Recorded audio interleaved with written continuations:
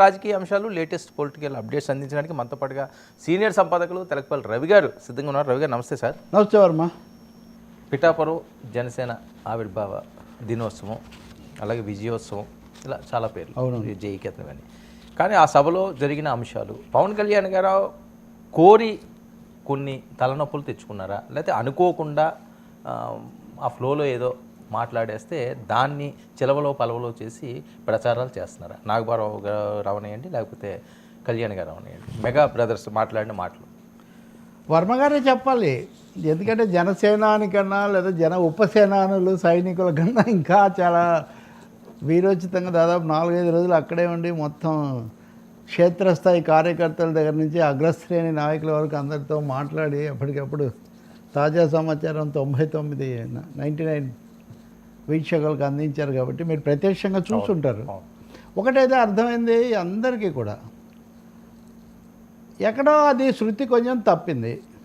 విజయోత్సవం బాగుంది, పెద్ద జయకేతనం, అన్ని చోట్ల గెలిచారు, మొదటిసారి అధికారంతో సహా జరుపుకుంటున్నారు. కాబట్టి ఎవరు కూడా తీవ్రంగా దాడి చేయటం ఎందుకు అనే ఉద్దేశంతో కొంచెం ఉపేక్షించడం తప్ప, అందరినీ కూడా ఒక విధంగా కొంత దిగ్భ్రాంతికి గురి చేసే వ్యాఖ్యలు అయితే అక్కడ వినబడ్డాయి. అవి 2 రకాలు. ఒకటి కూటమిలో అంతర్గతంగా వ్యవహరించే కూటమి అంటే ఆ సభ జరుగుతున్న పిఠాపురం దగ్గర నుంచి అమరావతి పీఠం వరకు అన్నిటినీ కూడా ఒక విధంగా షేక్ చేసేటటువంటి కొన్ని కామెంట్స్ వినపడ్డాయి. ఇక రెండోది, దేశ రాజకీయాల దృష్టితో చూసినప్పుడు లౌకిక తత్వం, ప్రజాస్వామ్యం, దక్షిణాది ప్రయోజనాలు, ఇలాంటి అంశాల్లో కూడా పొంతన లేని, వాస్తవం కాని అనేక వ్యాఖ్యలు సేనా నోట్లో నుంచి వచ్చాయి. చివరకు ఒక తమాషా చెప్తాను నేను. ఆ ముగింపు, ఆయన చేసిన ముగింపు కూడా ఆయన చెప్పిన దానికి అనువుగా ఉందా కూడా మీరు తర్వాత చెప్తాను నేను మీకు. మొదటి విషయం తీసుకుందాం. అంత పీఠాపురంతోనే మొదలైంది. అది పీఠాపురంతో మొదలుపెట్టి పీఠాపురం గురించి ఆయన మాట్లాడిన దానికి, అమరావతి పీఠం గురించి ఆయన మాట్లాడిన దానికి ఏమైనా పొంతనుందా?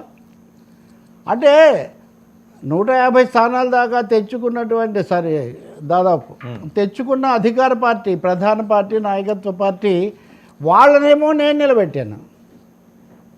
నా విజయం మీ చేతుల్లో పెడుతున్నాను, మీరే గెలిపించాలన్న స్థాయిలో మాట్లాడి తనది కాని నియోజకవర్గానికి వచ్చి పోటీ చేసిన చోట విజయమేమో వర్మతో పాటు కలిసి వచ్చేటట్టుగా కర్మ అనే పదప్రయోగం కూడా చేసి, ఎవరన్నా అనుకుంటే పొరపాటు. అంటే పిఠాపురంలో వాళ్ళ విజయంతో ఎవ్వరికి సంబంధం లేదు, ఇంక్లూడింగ్ స్థానిక మిత్రపక్ష శాసనసభ్యుడితో, మాజీ శాసనసభ్యుడితో సహా. తనతో పాటు అన్ని సభల్లోకి తీసుకెళ్లారు. ఈ విజయం మాది కదా, అసలు ఆయన అంత చేశారన్నారు, సత్కారాలు చేశారు. అఫ్కోర్స్ ఓకే, నాగబాబు అన్న మాటలు అవి పవన్ కళ్యాణ్ కాదని అనొచ్చు. ఇంకా మెగా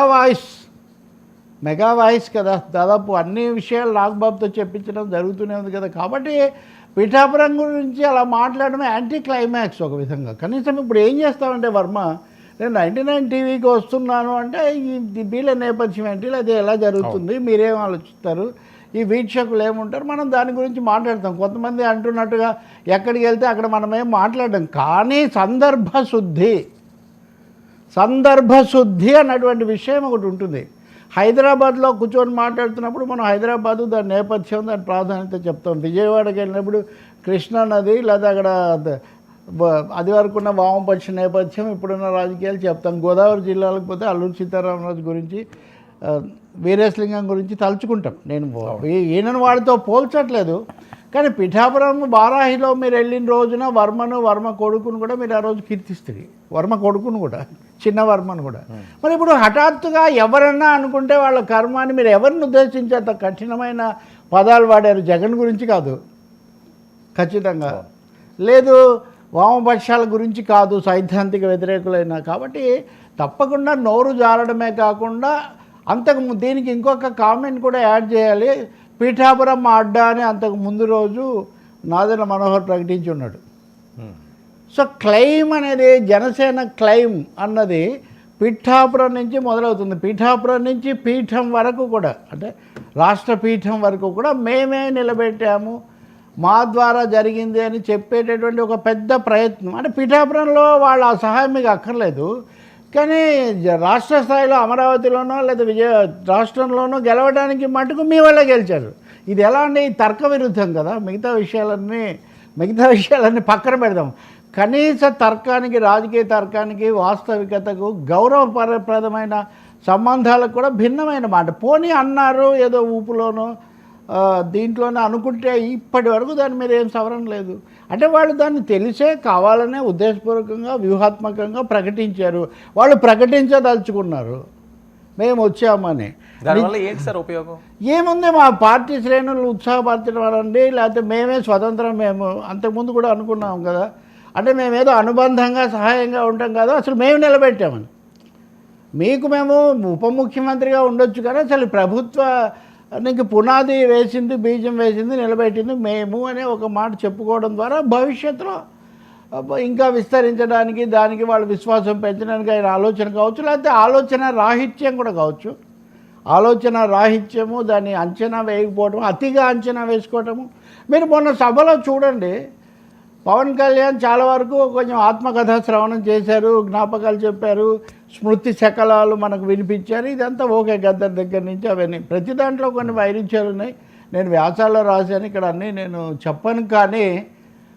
కానీ మొత్తంలో లోపించిందని చాలా విషయాల్లో ఇంతకుముందు చెప్పిన దానికి ఇప్పుడు చెప్పిన దానికి పొంతం లేదు. రాజకీయంగానే కాదు, అన్న గురించి కానీ, నాన్న గురించి కానీ, కుటుంబం గురించి కానీ, రాజకీయాల గురించి కానీ, ఆఖరుకు చెగువేరా గురించి కానీ, అంటే పిఠాపురం నుంచి చెగువేరా వరకు అన్ని విషయాల్లో గొంతు ఎక్కడో అలా తప్పింది కొంచెం. అది ఎందుకు జనాన్ని చూసి ఆ ఉత్సాహంలో ఆయన రాసుకొచ్చారు, పైగా రాసుకొచ్చారు అనేది కూడా కనిపిస్తుంది. అంటే ఆయన ఒక స్క్రిప్ట్ ఉంది ఆయన దగ్గర, ఆయన స్క్రిప్ట్ రాంగ్ స్క్రిప్ట్ ఖచ్చితంగా. సినిమా సూపర్ హిట్టే కానీ స్క్రిప్ట్ మటుకు ఎక్కడో అది కొంచెం లెక్క తప్పింది. మీరు చూడండి, ఇప్పుడు అత్తారింటికి దారేది సినిమా నేను పవన్ కళ్యాణ్ కోసం చూడలేదు లేదా బాగానే అంటే ఎలా ఉంటుంది? చెగువేరాన్ని నేను కమ్యూనిజం కోసం ఆరాధించలేదంటే ఏమన్నా అర్థం? What is he? నేను కాశీకి వెళ్ళాను కానీ ఈశ్వరుని చూడడానికి కాదు, లేకపోతే అక్కడ ఎక్కడికి అంతర్వేదికి వెళ్ళాను కానీ గోదావరిలో స్నానం చేయి, ఇదేమన్నా పొంతన ఉండే మాటలేను. What is Che Guevara except but for his communism? మీరు ఏ విషయం తీసుకున్నా కానీ, నేను అప్పుడు అలా ఉన్నాను ఇప్పుడు మార్చుకున్నానని చెప్తారా, అది వేరే విషయం. అంటే అతకని సమర్థనలు, పొంతన లేని సమర్థనల కోసం పవన్ కళ్యాణ్ విపరీతమైనటువంటి ప్రయత్నం చేశారనేది స్పష్టం.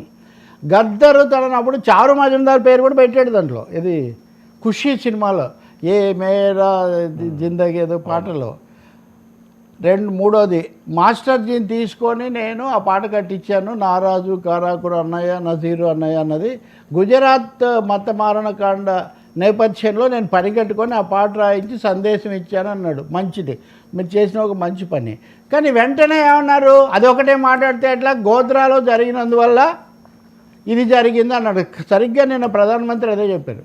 సో ఒక్క ముక్కలో చెప్పాలంటే ఆ సభలో పవన్ కళ్యాణ్ గారు తెలుగు ప్రజలు, ఆంధ్రప్రదేశ్ ప్రజలు, ప్రత్యేకించి గెలిపించిన జనసేనానిగా కాకుండా దక్షిణాది మోడీలాగా, మోడీ ఆఫ్ ది సౌత్, అది emerging Modi of the south లాగా మాట్లాడారు. కాబట్టి అందుకే మీరు చూడండి సార్, అదే కాకినాడలో పాచిపోయిన లడ్డు అన్నాడు, ఏ వెంకయ్యాజీ సునో ఎర బాత్ అని నేను హిందీలో మాట్లాడాడు వాళ్ళకి, అంతే కదా. అంటే హిందీ మీద కానీ దక్షిణాది వాయిస్ కానీ కాకినాడలోనే, పైగా కాకినాడ పిఠాపురం దాదాపు జంట నగరాలు లాంటివే కదా. మరి ఇప్పుడేమో హిందీ అన్నదాన్ని అనేవాళ్ళను వాళ్ళని తిట్టాడు. రెండోది ఉత్తర దక్షిణం అనేది ఉండకూడదు అన్నాడు. అంటే ప్రతి విషయంలో కూడా యూటర్న్ కాదు, డబల్ యూటర్న్ తీసుకున్నారు పవన్ కళ్యాణ్ గారు మన సభలో. పాచిపోయిన లడ్డు అన్న ప్రత్యేక హోదా ఏదో ఒకటి, అసలు ప్రత్యేక ప్యాకేజీ ఆ ప్రస్తావనే లేదు. ఆంధ్రప్రదేశ్కి సంబంధించి ఒక్క మాట మాట్లాడారా? ఈ ఘన విజయం చేకూర్చింది దేనికోసం అంటే, మేము రోడ్లు 9,000 కిలోమీటర్లు వేసాము అని ఒకటో రెండో చెప్పారు. అది తప్ప రాష్ట్రానికి సంబంధించి ఇది చేసాము, ఇది చేస్తున్నాము, ఇది చేయబోతున్నాము, ఇది మేము కేంద్రాన్ని అడుగుతున్నాము, దయతో కేంద్రం ఏం లేదండి, ఏం లేదు. ఒకటే ఒక పెద్ద బ్రహ్మాండమైన విజయం అయిపోయింది. ఇది తొలి విజయం అని వాళ్ళు గుర్తుపెట్టుకోవాలి. తొలి విజయం, ఫస్ట్ విక్టరీ. మొదటి విజయంలో ఊపు ఎక్కువగా ఉండొచ్చు, ఉత్సాహం ఎక్కువగా ఉండొచ్చు, కానీ దాంతోనే మైమర్చిపోయి, నేను ఇంకో మాట కూడా మీకు చాలా ముఖ్యంగా చెప్తున్నా, 100% స్ట్రైక్ రేట్ అనేది ఒక ఫ్యాసినేషన్ లాగా చాలామంది చెప్తున్నారు. సరే, 100% స్ట్రైక్ రేట్ అనేది అంత అసాధారణమైన విషయం ఏం కాదు సార్. మీరు ఒక్కసారి వెళ్ళి మీడియాకి వెళ్ళి చూస్తే లోక్సభ ఎన్నికల్లోనే బీజేపీ వాళ్ళు గుజరాత్లో కానీ ఇంకా చాలా రాష్ట్రాల్లో మొత్తం స్థానాలు తెచ్చుకున్నారు. తమిళనాడులో ఇప్పుడు ఏ తమిళనాడు చెప్తున్నారు, స్టాలిన్కు 2000 మొన్న ఎన్నికల్లో కూడా 39 లోక్సభ స్థానాలు డిఎంకే కూటమికే వచ్చాయి. సిక్కింలో అయితే ఒక దశలో అన్ని స్థానాలు అప్పుడు నర్బహదూర్ భండారి అని ఉన్నాడు, ఆయనకే వచ్చేవి. ఆయన ఎన్నేళ్ళు ముఖ్యమంత్రిగా ఉన్నాడు తెలియదు, చివరకు కాంగ్రెస్ వాళ్ళే ఆయన పీకేశారు. ఆఖరికి ఆంధ్రప్రదేశ్లో ఇప్పుడు చంద్రబాబు కూడా చారిత్రక విజయం అది ఇది అన్నారు. 1994లో ఎన్టీఆర్ సాధించిన విజయం ఇంతకంటే తక్కువది కాదు. కాంగ్రెస్ పార్టీకి ప్రతిపక్ష హోదా 26 స్థానాలు వచ్చాయి ఉమ్మడి శాసనసభలో. ఇప్పుడు దాదాపు సగానికి సగం ఇంకంతే కదా అప్పటితో పోలిస్తే. అప్పుడు సిపిఐ వాళ్ళకు కూడా 21 చోట్ల పోటీ చేస్తే 19 వచ్చాయి. సిపిఎం 16 చోట్ల పోటీ చేస్తే 15 వచ్చి ఒక్క స్థానం 300తోనూ 500తోనూ పోయింది. కాబట్టి నేను అంటున్నానంటే వాళ్ళ విజయం తక్కువదని కాదు, కానీ ఇదేదో ఎప్పుడు జరగనట్టుగా మొదటిసారిగా చరిత్రలో జరిగిపోయింది. కాబట్టి ఇంత విజయం సాధించాం కాబట్టి అందరూ మా మీద ఆధారపడి ఉండాలి అన్న పద్ధతిలోకి వెళ్ళిపోయారు. ఇదే కాదు, మీరు కనుక చూస్తే మహారాష్ట్ర గురించి కూడా ఆయన ఇదే క్లెయిమ్ చేశాడు. మీరు తమాషా ఉంది సార్, ఒక సభలో అన్ని భాషలు వినడం ఎక్కడన్నా వింటారా మీరు? కొన్ని దక్షిణాదిలే అనుకుంటే మరాఠా భాష కూడా వినిపించారు. మరాఠాలో కూడా తను వెళ్ళి ప్రచారం చేసిన చాలా చోట్ల గెలిచారంట, చాలా చోట్ల గెలిచారంట. అంటే అక్కడ కూడా నేను దాదాపు 100% స్ట్రైక్ రేట్ తెచ్చాననే అభిప్రాయంలో ఉన్నారు. అంటే దక్షిణాదికే కాదు భారతదేశం మొత్తానికి కూడా ఆయన ఒక సనాతన రాయబారిగా ఆవిర్భవించాను ఇంకా చెప్పాలంటే అని పూర్తిగా నమ్ముతున్నారనమాట. దానికోసం ఆయన సమాధానాల్లో సగం కమ్యూనిస్టులకే నిజం చెప్పాలంటే. కమ్యూనిస్టులు అన్న మాట అనలేదు, కానీ ఎర్ర చొక్కాలు వేసుకొని అనే మాట కూడా అన్నారు. సరే మనం ఎర్ర పంచ పట్టుకొని అమెరికా యూనివర్సిటీలో మాట్లాడామనే విషయం మర్చిపోకూడదు సార్. ఎందుకంటే నేను ఆ రోజు కూడా మాట్లాడాను. ఆ రోజు నేనే మాట్లాడాను ఇంకా చెప్పాలంటే. ఇప్పుడు ఆయనతో కూటమిలో అటు ఇటు ఉన్న వాళ్ళంతా ఆయనకు వ్యతిరేకం. ఆయనను ఇబ్బంది పెట్టే స్టోరీస్ వాళ్ళు తెస్తున్న కాలం అది. సన్న పంచ, ఎర్ర పంచ, రాయలసీమలో సన్న పంచ అంటారు, ఎర్రగా ఉంటుంది. అది పట్టుకొని ఇది శ్రమజీవులకు ఎలా శిక్షణం, సామాన్యుడికి ఎలా, చాలా సినిమాల్లో కూడా ఆయన గబ్బర్ సింగ్లో కానీ ఇంకా చాలా సినిమాల్లో తలకు చుట్టుకునేవాడు. ఎందుకు మనం ఎరుపుని అంతగా చెప్పాం సార్? దాంతో అది కూడా మానవత్వం. అంటే చెగువేర అంటే డాక్టర్ కాబట్టి అనుకో, ఆ ఎర్ర పంచ పెట్టుకున్న వాళ్ళు డాక్టర్లు కాదు. అంటే మనం ఒక ప్రయత్నం చేసాం, మనం లెఫ్ట్తోనో ఎరుపుతోనో చేసాం, అది జయప్రదం కాలేదు, మారాను ఇటు వచ్చాను అని చెప్పండి, తప్పేం లేదు. కానీ ఒక్కసారిగా దాన్నే తప్పించడము, లేకపోతే ఇతరులందరూ తప్పులు చేస్తున్నారంటాము, ఉత్తర దక్షిణాల మధ్య ఉన్న సమస్య అసత్యం అన్నట్టు ఇవన్నీ ఎందుకు మాట్లాడుతున్నారు? హిందీ భాషను రుద్దడం లేదా? హిందీ భాష భారతీయ ఆత్మ అని అమిత్ షా ప్రకటించలేదా? తెలుగు భాష భారతీయ ఆత్మ కాదా? తమిళం భారతీయ ఆత్మ కాదా? బెంగాలీ కాదా? జనగణమన అధినాయక జయ హే భారత భాగ్య విధాత అని జాతీయ గీతం బెంగాలీలో, వందే మాత్రం అది కూడా బెంగాలీయే. 2 జాతీయ గీతాలు బెంగాలీలో పాడుతున్నాం. బెంగాలీ భాష భారతీయ ఆత్మ కాదా? ఏం చెప్తాం వర్మ? అంటే పొంతన లేని అసందర్భమైన అనవసరమైన చాలా మాటలు మాట్లాడారు. అంటే